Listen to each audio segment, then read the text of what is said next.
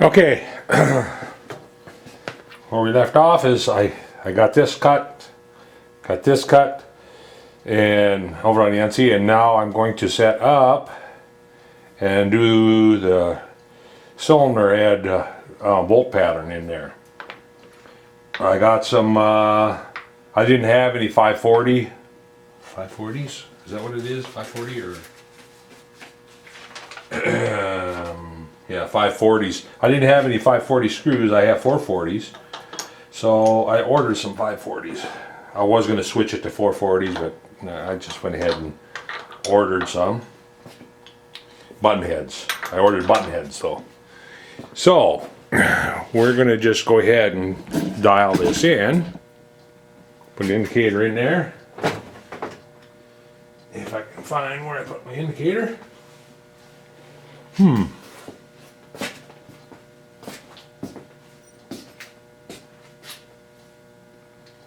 Oh, laying over here on the surface plate.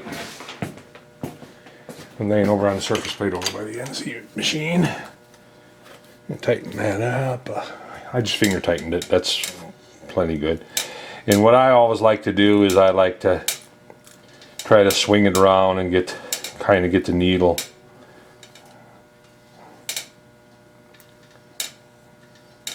to kind of track true, so that I can come down and get close. I can just eyeball it close to where it's supposed to be.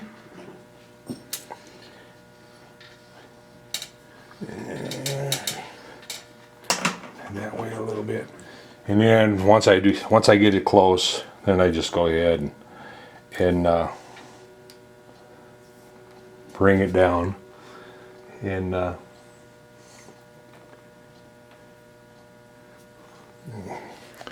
touch and set it to 0. Set it to 0 on that side. I do my X first, my X axis.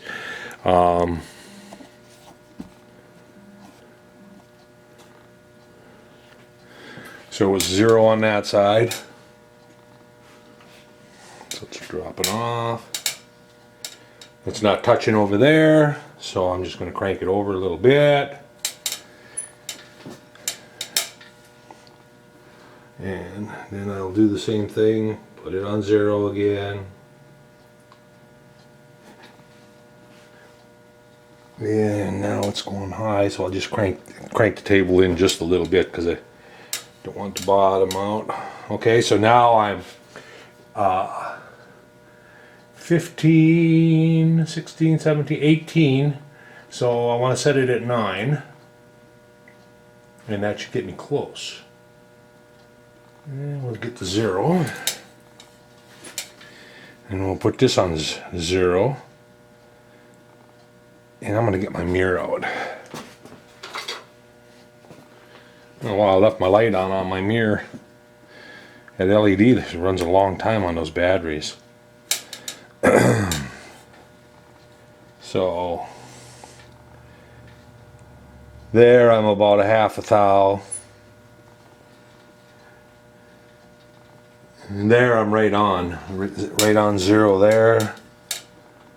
Right on 0 there. 0 there. Why am I? It's not quite half a thou. That hole must be just a little bit out of round. Well, it's it'd be about a quarter thou out of round. That's not good. Well, quarter thou, I'm going to put a good press on it. I'm going to heat it up and cool the cylinder and then put it together. So she should be okay. Anyway, all right. So we're dialed into 0 there. So, okay, just to let you know, I did mess up. I didn't want my 0 or the first hole here. I wanted it down here across. I got my part turned 90 degrees in the vise. So anyway, I corrected that. But then I thought I went ahead and center drilled them all. But I thought I'd show you how I set my depth of put my drill in all the way up, so it's chucked in the drill chuck, and I calculated that I can go 550 deep. So what I do is I bring my drill down, touch, lock my quill. So I lock my quill here, and then I just take a gauge block and I stick it in here, stick it in my quill stop, turn it up till it touches. I could turn this all the way up if I wanted. I mean, if I didn't have a gauge block, but that's fine. And I loosen it, bring it up, and then I crank the table. I go ahead and I crank the table up, or the knee up, 550 thousandths. So 100, 200, 300, 400, 500, and 50. So now my depth is set. So I can go ahead and drill down to my stop and not have to worry about it if I get them all the same. So I get my coolant bottle here, and we'll start peck drilling here.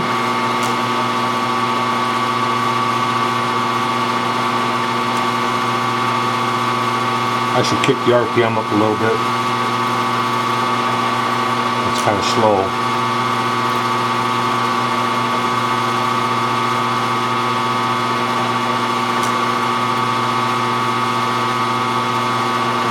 What I use for coolant, I use a trim coolant, trim saw. I like it because it doesn't, it can sit around for a year or more and not stink. I'm going to kick it up at least one notch here.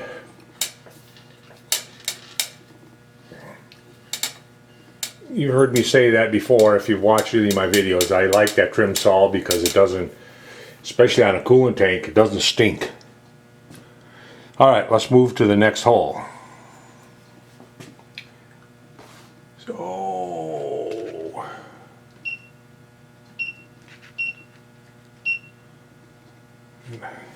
and we'll go back to number 1 hole, which I just drilled number 6. So number 1 would be over here.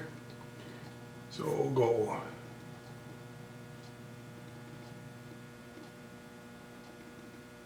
That there, crank it over here. Sure like my readout. For a cheap readout, it works pretty darn good.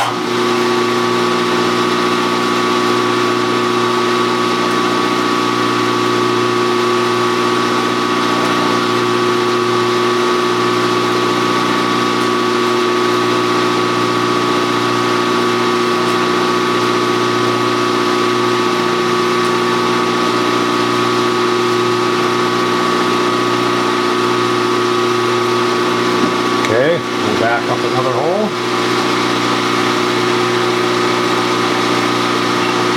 Number 2.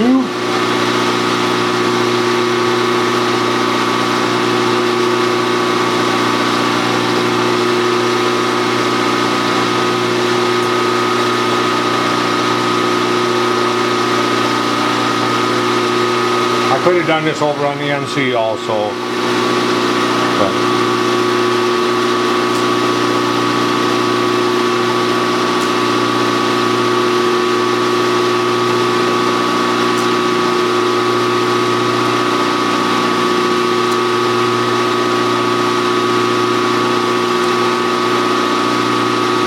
my next project on the NC is going to be the bearing caps, I think.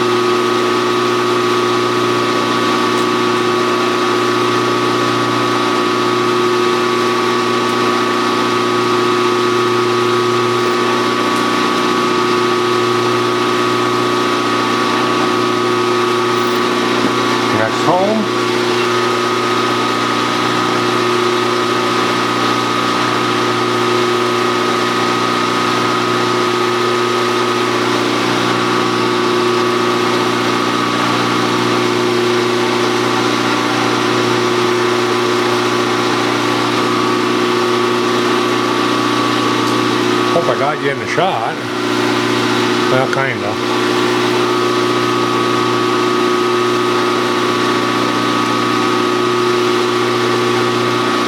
Now one more hole after this. Then we'll do the countersinks. I was going to do this all off camera, but that's okay. Last hole.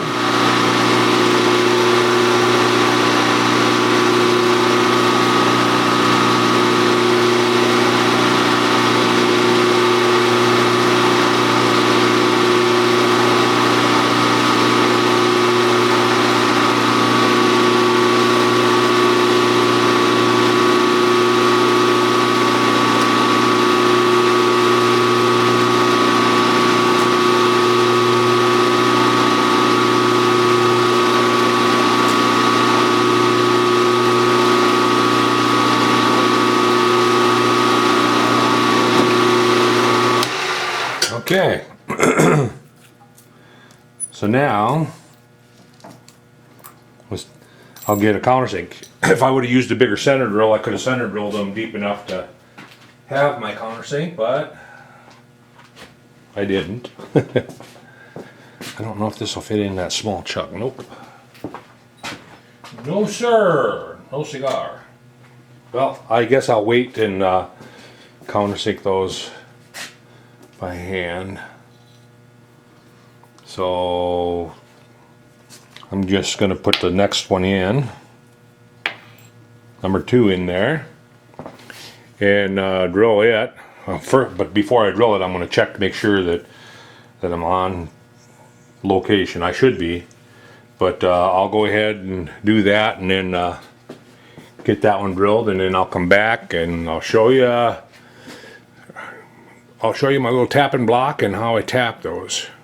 So I'll be back. Okay, I got the second one in there and double checked my location. I just figured I'd show you the the advantages of putting the gauge block up here like that, like I did.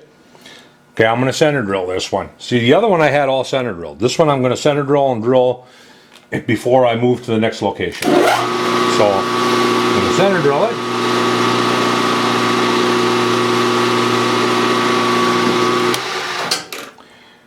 And I'm going to put the drill in there, and I'll have to reset this again because I had the chuck out of there. But I go ahead and I put this in there now, and I bring that drill down to touch the top, and then I put this in here.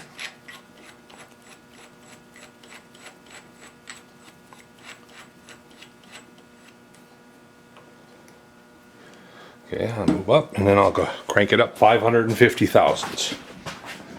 So, 1, 2, 3, 4, 5. Oh,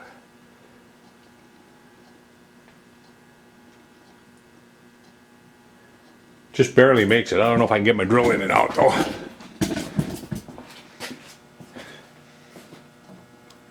Oh yeah, I can get the drill in and out. So now we're set at 550 depth. And we'll go ahead and drill.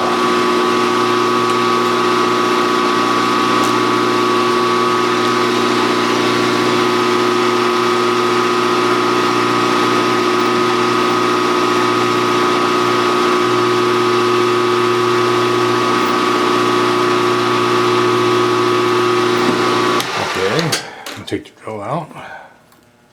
Put the center drill in, take the block out, move to the next hole location.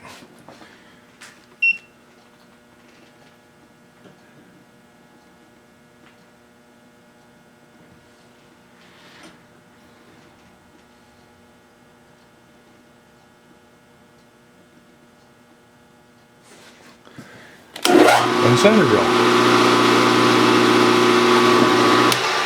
Then put the drill in. Ooh, that's not good on a gauge block. Not good for your gauge blocks at all. Yeah, big dummy. Good thing it landed on the carpet down here. but it did hit the, well, these were rejected, but still. So we'll put that back up in there. Now we can drill the hole. You get the idea. It's center drill, you take it out, drill, you put it in there.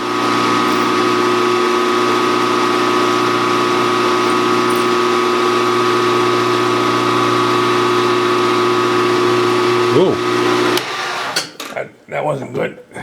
Drill came loose. Not having a whole lot of luck here all of a sudden. Not enough. Okay.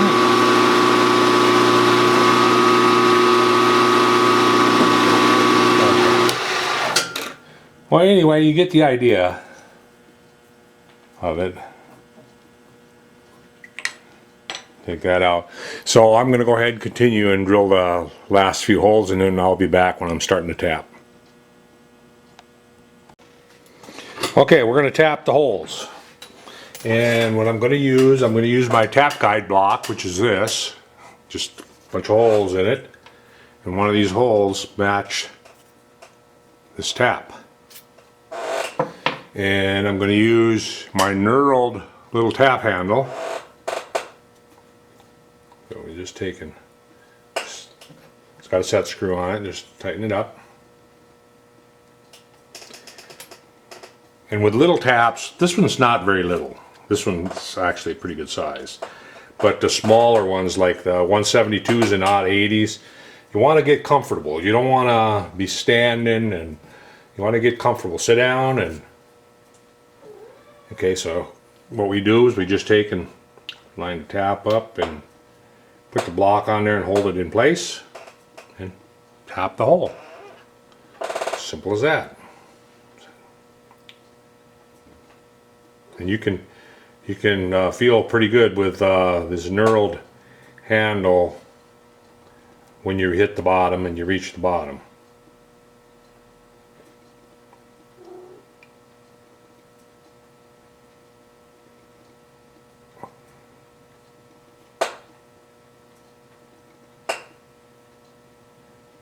Right there. So down to the bottom of the hole, take it out, do it all over again.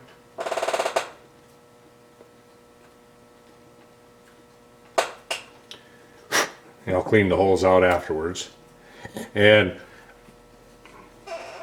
you've heard me say this many times on my videos, Molly D. I'm a firm believer in Molly D, especially for stainless. But it works good for all materials. It's definitely a good high pressure lubricant. It's a high sulfur oil. It stinks. It definitely stinks.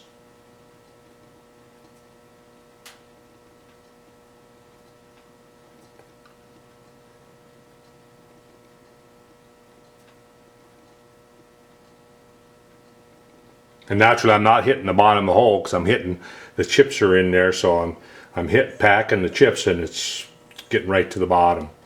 So, and then I'll take a small piece of wire and poke it out and get the chips cleaned out with air. But there you see me do 2 holes. It's only got the 6, 7, 8, 9, 10 to go. So anyway, that's how I tap the holes. If you don't have a knurled tap handle, make one, because they work good. And if you don't have a tap block, I would suggest making one of those also. Just put all your tap sizes in one block. That way you've got them all right here. So I will continue on, and when we come back, I will probably be back on the NC. I'm going to mill this up on the top, just 125, and then I'm going to take a radius cutter and go around everything that I can get at with maybe a 60 thou radius, and then hand blend it I should have went and did that here too. Well, I'll see. But anyway, I will be back on the NC to cut this, the square, what do you want to call it? Filler nozzle or filler land or you know, it's